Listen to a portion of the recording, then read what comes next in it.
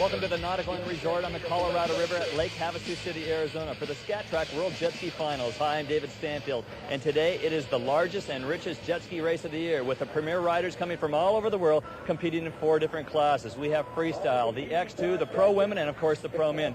Joining me, former 2-time world jet ski champion and the winningest jet ski rider of all time, Larry Rippenkroger. And Larry, have you seen a venue like this ever?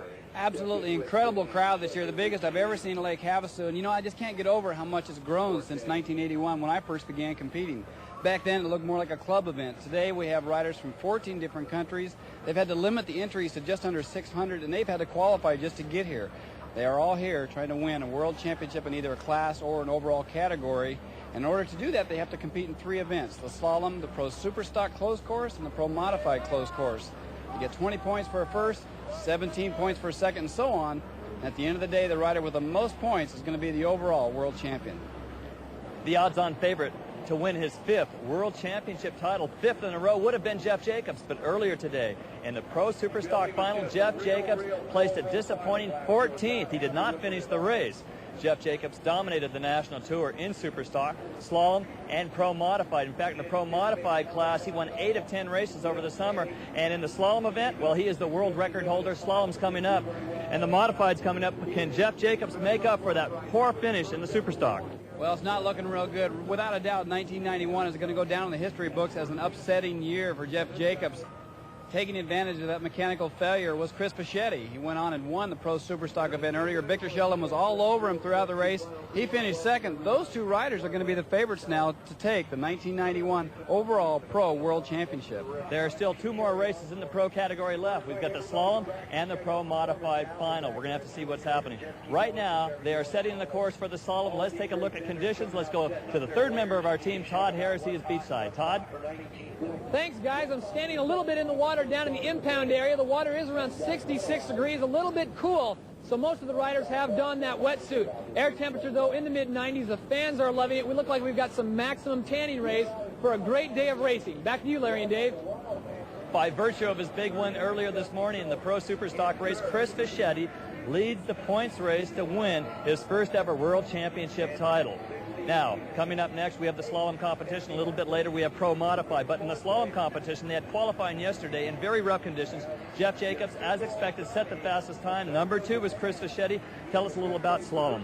Well, in the slalom competition, the riders are running strictly against the clock. The way they do that is that there's an electronic beam at the beginning of the slalom course. The riders go through, break the beam, that starts the clock. They zigzag up through the course, turn around at the end, zigzag back, hit the beam again, shutting the clock off. What you don't see, though, is that there's a piece of framework underwater holding the buoys in position. The course is the same every single weekend on the tour. And with that in mind, Jeff Jacobs is the current world record holder in the slalom event. He's going to be the favorite once again today. Conditions right now are primed to set a new world record. Let's turn our attention to the slalom finals. Harry Goucher will be up next. He'll be trying to better a time of 25.25 set by Scott Watkins, who leads the slalom competition at this point in front of Chad Burns and Greg Amoroso. Now, qualifying was held yesterday where Harry placed 5th with a time of 26.95, but it was much choppier, and today's another story.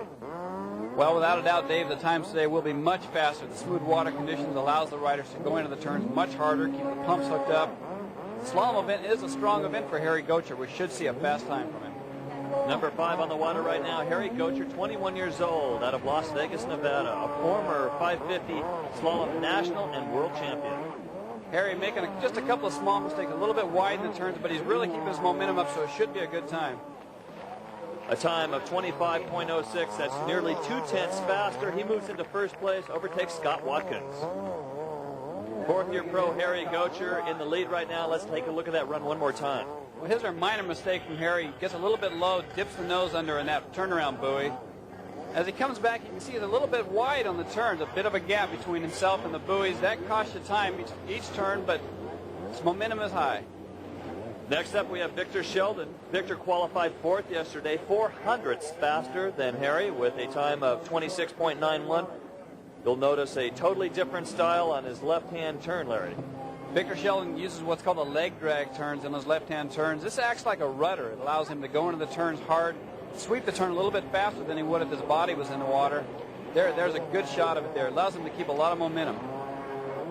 The 1988 expert national champion, Victor Sheldon trips the electronic beam and turns in a time of 24.81 and moves into first over Harry Goucher. Quite a surprise. The runs are faster and faster. Again, the qualifying is inverted as we take a look at Victor Sheldon and his style. Harry is going into a right-hand turn. This is a body turn. You can see his shoulder dips down in. Coming up next will be a left-hand turn. There's that leg. And you can see how it acts like a rudder. It's dragging through. It allows him to sweep through the turn at almost full throttle, where here on the right-hand turns, he's got to dip his body down in. A quarter of a second faster he turns in, a time of 24.81.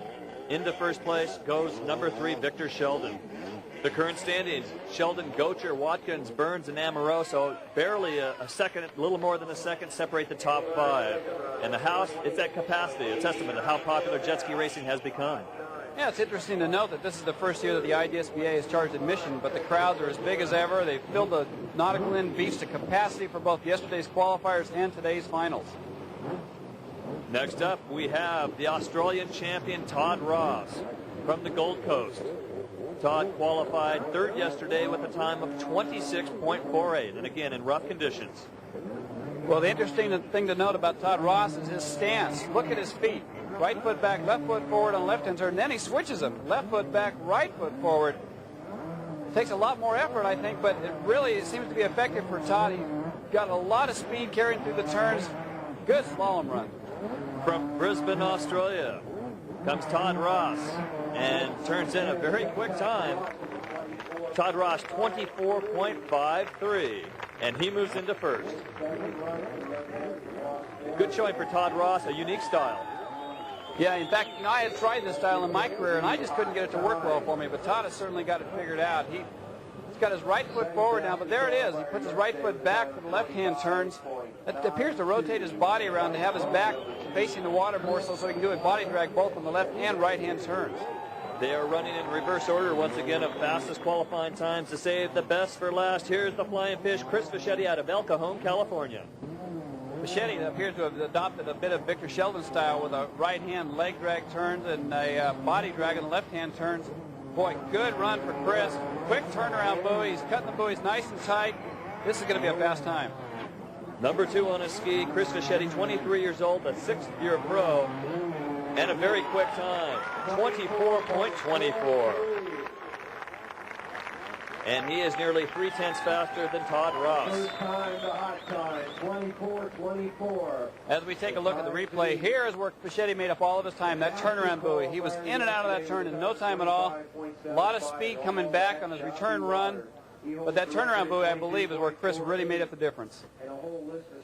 Chris Machete, a crowd favorite here at Lake Havasu. In fact, a crowd favorite all over the world. But Larry, putting himself in first place, I don't think the fish is really happy with his time. Yeah, I think Chris knows that he's going to have to get down into the 23s if he hopes to beat Jeff Jacobs, but it was a good run. Machete in the lead at this point, ahead of Australian Todd Ross and Victor Sheldon. Jeff Jacobs now qualified on top yesterday with a time of 25.75, but he's capable of going much faster in smooth water. He's the world record holder at 22.48. Jeff on the slalom course is like going to the bank and putting your ATM card in the machine. You can virtually count on him winning this event every weekend on tour. He's a master of the slalom. His style is just almost poetry in motion. 5th-year pro Jeff Jacobs going after a world record here. He moves into first. He wins the slalom title, 22.55, but does not eclipse the world record he set a couple years ago in Texas, 22.48. Nonetheless, a great job for Jeff Jacobs. Incredible run by Jeff. There you see it, clipping that buoy there. That is the idea. The closer you get to the buoys, the faster your time is going to be. He goes into the turn so hard, so fast, and gets back out just as quick. Absolutely incredible run by Jeff Jacobs. 20-year-old Jeff Jacobs out of El Cajon, California, the 5th-year pro, wins this, the Slalom World Championship. Here are the final results, and what's amazing is Jeff Jacobs wins by over a second and a half.